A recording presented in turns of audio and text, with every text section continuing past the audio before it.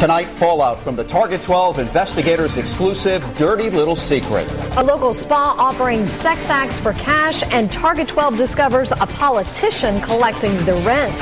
Now the mayor of Pawtucket reacts to our findings. I mean, even the allegations sitting on that council, even though it hasn't been proven, I closed the place. That's me. Tonight, we can tell you the Daily Spa no longer exists, and Pawtucket officials tell us it's not the only questionable business on their radar. Target 12 investigator Tim White has the latest details from his exclusive investigation.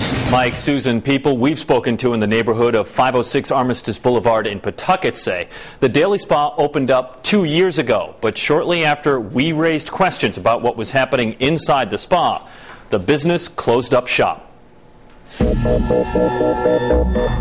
The Target 12 investigators went undercover, keeping watch on the Daily Spa in Pawtucket. We observed man after man ring a buzzer and enter the business. Not once did we witness a woman show up for bodywork, skincare, or waxing. All right, I'm out.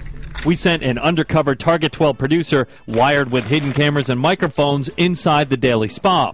Eventually, the woman dims the lights and propositions our producer using an obscene hand gesture to describe the sex act.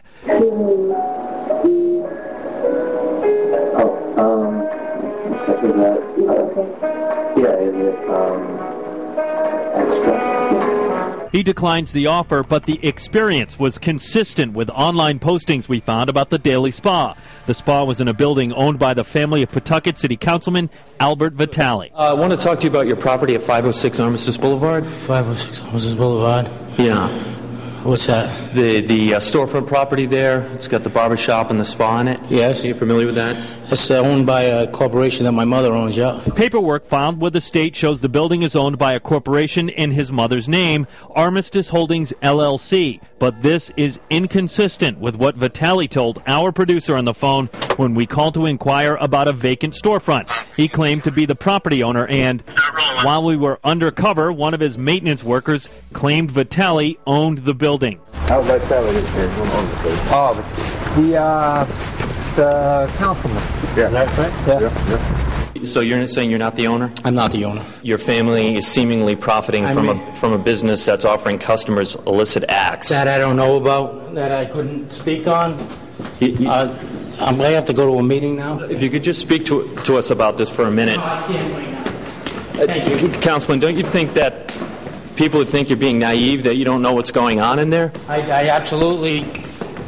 If something's going on in there, let the proper authorities handle it. You're not the proper authorities for this, taking care of this business? Sir, I'm going into a meeting now. Are you concerned about that connection? Absolutely. I'm concerned about all the connection. Reacting to our report, Pawtucket Mayor Donald Grebian says the police have been aware of the Daily Spa and 3 other locations in the city where there have been allegations of prostitution. I'm concerned about those 4 businesses that we have in the city. The mayor says the police have not yet been able to get the evidence to prove a crime. If there's an illegal operation out there and we find out that it's a legal operation, then it's our job to prosecute no matter who it is. Most likely the Daily Spa will not be one of those operations. Less than 2 weeks after we raised questions about the business, we returned to find it no longer exists. I would have addressed it a long time ago.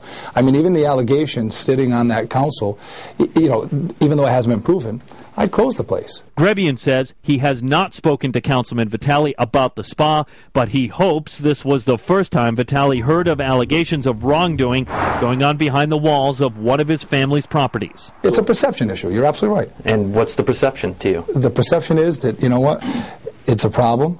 If it's been proven, in my opinion, you've addressed it with him, you've brought it to their attention, and they're addressing it.